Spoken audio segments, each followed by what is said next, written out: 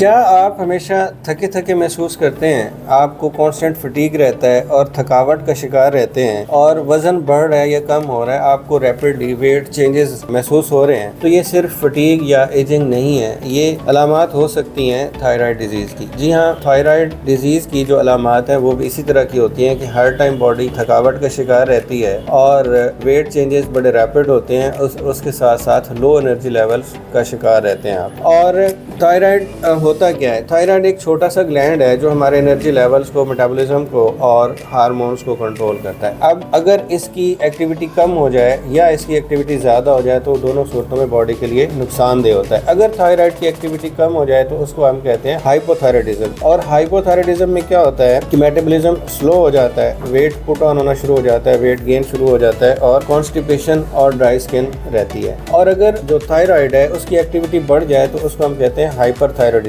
Hyper thyroidism میں کیا ہوتا ہے کہ آپ کا ویٹ کم ہونا شروع ہو جاتا ہے، ویٹ لاس کا شکار ہو جاتے ہیں، میٹابولزم آپ کا فاسٹ ہو جائے گا، اس کے ساتھ ساتھ انگزائٹی کا شکار رہیں گے، اسٹریس ہو جائے گا اور دل کی دھڑکن جو ہے وہ بھی irregular ہو جائے گی، دل کی دھڑکن بڑھ سکتی ہے اور اسی طرح سے انگزائٹی بھی ہونا شروع ہو جائے گی، انگزائٹی کا شکار ہو جائیں گے آپ۔ اگر میں اس کی سائلنٹ سمپٹمز یا ایسی علامات جس کو اکثر لوگ اگنور کر دیتے ہیں، اس پہ دھیان نہیں دیتے، ان کی بات کروں تو سب سے پہلے کانسٹنٹ فٹیگ ہے، ان ایکسپلینڈ ویٹ لاس ہے، مطلب جو وزن ہے وہ کم ہو رہا ہے یا زیادہ ہو رہا ہے، ہیئر تھننگ اور ہیئر لاس، بال پتلے ہو رہے ہیں یا بال گر رہے ہیں، اور ہاتھ اور پاؤں اگر آپ کے زیادہ ٹھنڈے رہتے ہیں، اور انگزائٹی اور موڈ سوئنگز، اور later on that can lead to depression, اور اسی طرح سے پالپیٹیشن یا سلو ہارٹ بیٹ۔ یہ سب علامات ہیں گلینڈ کے مسائل کی وجہ سے، تھائرائیڈ گلینڈ کی کمی یا زیادتی کی وجہ سے۔ اکثر یہ ہوتا ہے کہ ان علامات کو ہم اگنور کر کے اکثر ایجنگ یا اس کو کہہ لیں اس کا پروسیس سمجھ لیتے ہیں، جو کہ انتہائی غلط ہے۔ اب ہمیں کرنا کیا چاہیے؟ اس کے کازز پہ میں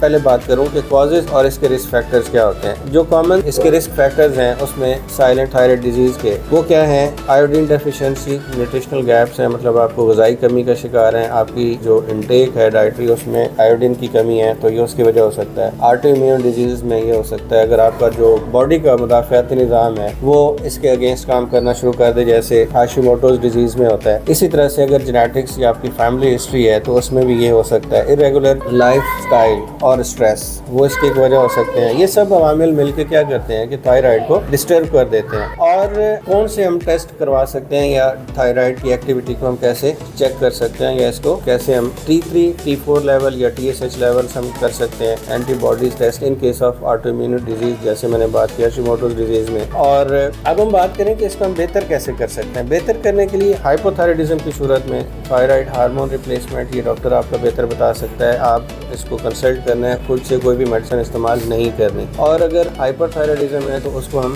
ایسی ادویات استعمال کریں گے جس میں تھائرائیڈ گلینڈ کی ایکٹیویٹی کم ہو۔ اور اگر میں لائف ٹپس کی بات کروں، آپ کے لائف سٹائل چینجز کی، ڈائٹری موڈیفیکیشنز کی بات کروں تو اس میں آپ نے کیا زیادہ کرنا ہے؟ ایسی ڈائٹ آپ نے لینی ہے جس کے اندر زنک، آیوڈین، سیلینیم زیادہ ہو۔ اور آج کل کی جو سبزیاں آ رہی ہیں اس میں کیبج ان تینوں میں مطلب رچ ہوتا ہے، انرچ ہوتا ہے، اس میں زنک بھی ہے، اس میں سیلینیم بھی ہے، اسی طرح سے انین کے اندر بھی سیلینیم اچھی کوانٹٹی میں ہوتا ہے۔ اور اس کے ساتھ ساتھ آپ نے اسٹریس مینجمنٹ، اپنا اسٹریس کو مینیج کرنا ہے اور یہ آپ کو بہت ہیلپ کرے گا آپ کی ڈیزیز کو مینیج کرنے میں، آپ کے علامات کو سپریس کرنے میں۔ لیکن یاد رکھیں کوئی بھی اس طرح کا فیصلہ آپ خود سے نہیں کر سکتے، آپ گھر پہ نہیں کر سکتے، اس کے لیے آپ نے اپنے ڈاکٹر کو ضرور کنسلٹ کرنا ہے۔ اور یاد رکھیے اگر آپ تھکے ہوئے ہیں، ویٹ چینج ہو رہا ہے، ہیئر لاس آپ کو محسوس ہو رہا ہے تو یہ صرف فٹیگ نہیں ہوتی، میں نے جیسے پہلے کہا یہ تھائرائیڈ ڈیزیز ہو سکتی ہے۔ ان علامات کو اگنور مت کیجیے، اپنے ڈاکٹر سے رجوع کریں، اپنا تھائرائیڈ لیول ضرور مانیٹر کروائیں اور ڈاکٹر کی ہدایات پر عمل کریں، خود سے کوئی بھی میڈیسن استعمال نہ کریں۔ اپنا بہت خیال رکھیے، ویڈیو پسند آئے شیئر کیجیے، چینل کو سبسکرائب کیجیے، بہت شکریہ۔